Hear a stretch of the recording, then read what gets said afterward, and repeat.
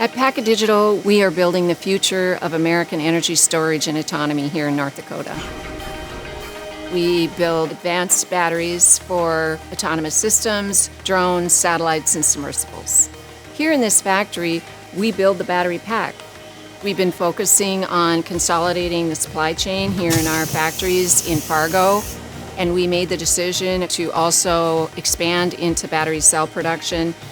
One of the first things we did, we picked up the phone and we called Xcel Energy. Xcel Energy brought a very proactive approach to understanding our power needs, not only what we needed in the beginning, but where we were going over time.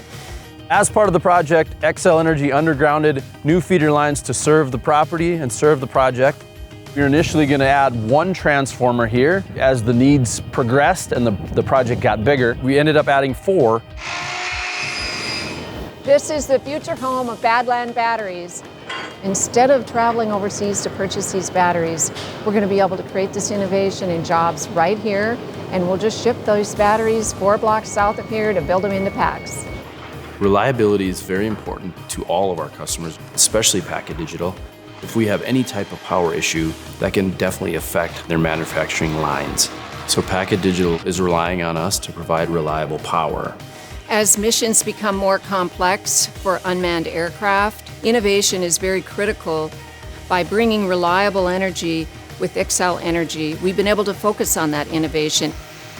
iSight conducts industrial inspections on wind turbines, solar panels, electric utility lines, and precision agriculture. We're also exploring medical delivery using drones.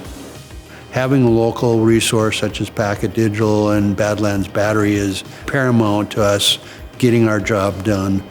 It's very exciting to see how Xcel Energy is powering innovative technology, such as the products that are coming out of Packet Digital. And it's a privilege to be a part of a company that is able to do that.